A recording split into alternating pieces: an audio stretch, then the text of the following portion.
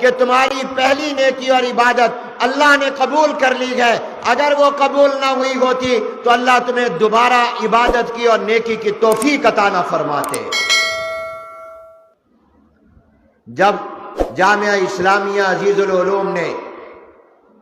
اپنے علمی سفر کا، تعلیم و تعلم کا 1 سال پورا کیا، پھر دوسرا سال، پھر تیسرا سال، پھر چوتھا اور 5واں سال، پھر 6واں سال، ہر سال اللہ ان کو توفیق دیتا رہا،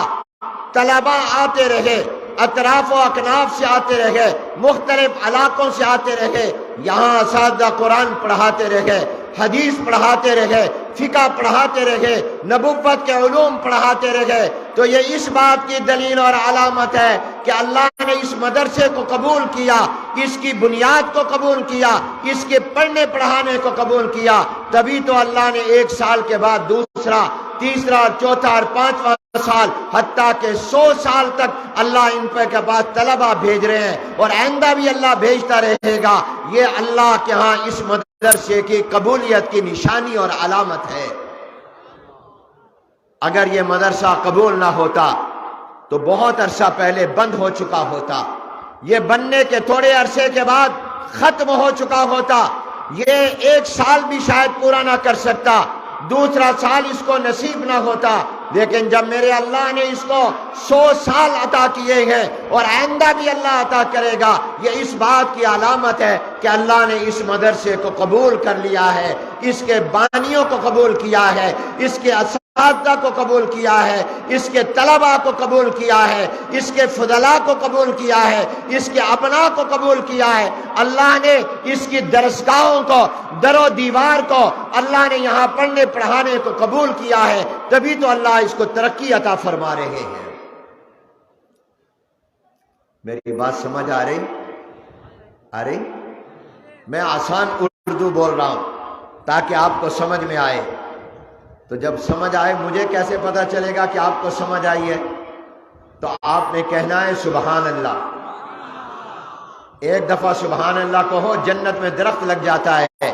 میں دعا کرتا ہوں اللہ جو جو سبحان اللہ کہے اس کو جنتی بنا دے۔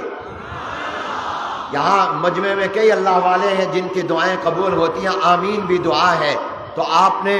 جب سبحان اللہ کہا یہ دعا آپ کو مل گئی، آپ انشاءاللہ جنتی ہوں گے۔ اے اللہ جو جو سبحان اللہ کہے اس کو جنتی بنا دے۔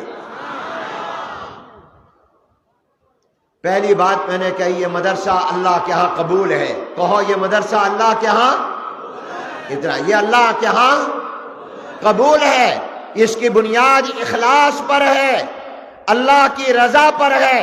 اگر اخلاص اور رضا پر نہ ہوتا، اللہ کے ہاں قبول نہ ہوتا، یہ 100 سال تو کیا 1 سال بھی پورا نہ کر سکتا۔ یہ اللہ کے ہاں قبولیت ہے، چونکہ ایک دینی مدرسے کے 100 سال کا اجتماع ہے، تو اس لیے میں نے سوچا کہ آج میں جو آپ کے سامنے گزارشات پیش کروں گا، میری تقریر اور گفتگو کا عنوان بھی دین کا مدرسہ ہوگا۔ دین کا مدرسہ کیا ہے، اس کی تاریخ کیا ہے، اس کا مقصد کیا ہے، اور دین کے مدرسے کی خدمات کیا ہیں، دین کے مدرسے نے دنیا کو اور انسانیت کو کیا دیا ہے، یہ میری گفتگو کا عنوان ہوگا۔ اس حوالے سے پہلی بات آپ نے نوٹ کرنا ہے، دل و دماغ میں بٹھانا ہے، اس کو سمجھنا ہے۔ میرے دوستو،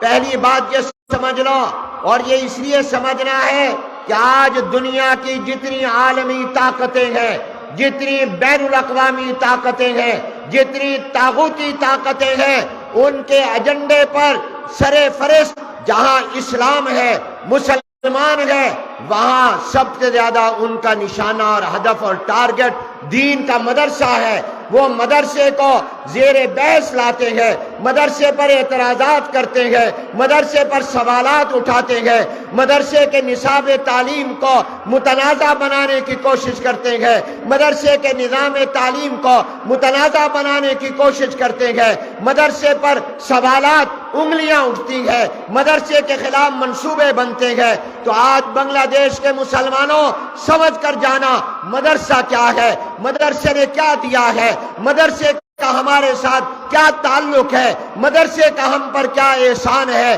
تو میرے دوستو اس مدرسے کو سمجھو، مدرسہ کیا ہے۔ تو پہلی بات جو میں آپ کو عرض کرنے لگا ہوں وہ یہ ہے کہ جتنا پرانا اسلام ہے اتنا پرانا مدرسہ ہے۔ جب دنیا میں اسلام آیا اسی دن دنیا میں مدرسہ آیا۔ اونچی آواز سے کہو سبحان اللہ۔ یہ ہم نے دین کو